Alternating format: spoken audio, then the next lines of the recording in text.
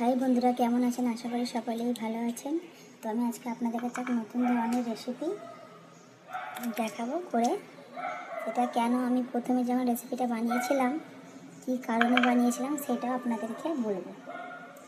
দেখুন, বাজারে যখন নতুন মটরশুঁটি ওঠে তখন আমরা সবাই নানান ধরনের জিনিস বানাই। তো আমিও একদিন এইভাবে মটরশুঁটি ছাড়িয়ে মটরশুঁটি ভুনা করবো বলে তো সব ছাড়ানো হয়ে গেছিলো। তো বললাম, তো আজকে তাহলে মটরশুঁটি ভুনা মুড়িটা খাবি?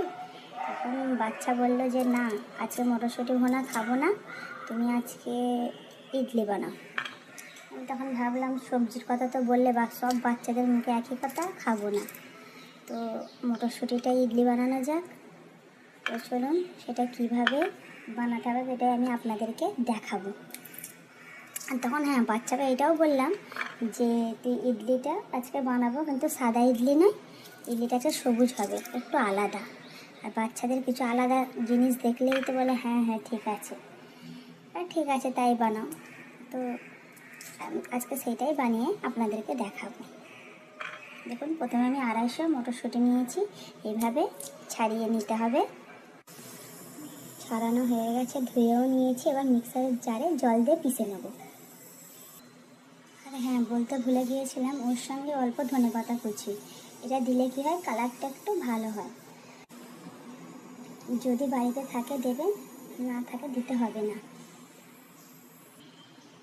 বাটিতে দিয়ে দেবো 3 চামচি টক দই, এটা ফাটিয়ে দিতে হবে 3 থেকে 4 চামচ।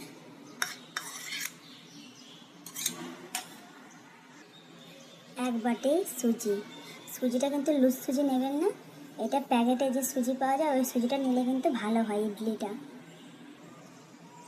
এবার দিয়ে দেবো মটরশুঁটি আর ধনেপাতার পেস্ট,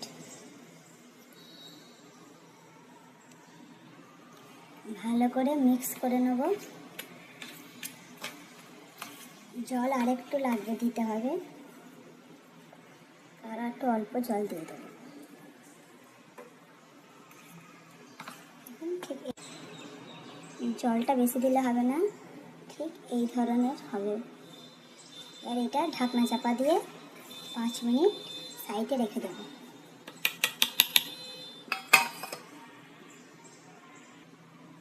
5 মিনিট হয়ে গেছে, এবার দিয়ে দেবো 1/2 চামচ লবণ, দিয়ে ভালো করে মিক্স করে নেব। মিক্স করা হয়ে গেছে। তড়কা দেওয়ার জন্য 1 চামচ রিফাইন্ড তেল, অল্প কালো সর্ষে, সর্ষেগুলো ফাটতে আরম্ভ করে দিয়ে দেবো কড়ি পাতা,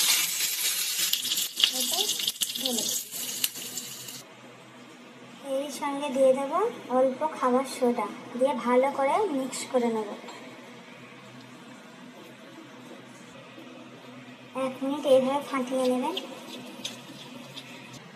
ইডলি মেকারে জল দিয়ে দিচ্ছি অল্প, আর দেখুন এক এক করে তেল লাগিয়ে এভাবে দিয়ে দিয়েছি। আপনার কাছে যদি এরকম না থাকে তো এক ছোটো ছোটো বাটিতে অল্প তেল লাগিয়ে এইভাবে করে দিয়ে দেবেন জলের। 5 মিনিট রেখে দেবো। 5 মিনিট হয়ে গেছে, একবার চেক করে নেব হয়ে গেছে কি। এবার একটা কাটি নেবেন। হ্যাঁ, হয়ে গেছে, দেখুন কত সুন্দর ফোলা ফোলা হয়েছে।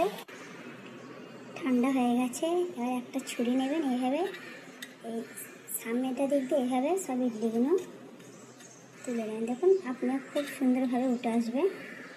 এক এক করে প্লেটে রেখে দেবেন।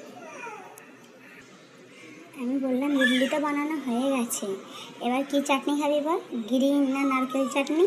বললো গ্রিন, সাদা কিচ্ছু খাবো না, তুমি আমাকে এমন চাটনি বানিয়ে দাও যাতে যেন 3 ধরনের ফ্লেভার থাকে, নোনতা, ঝাল, মিষ্টি।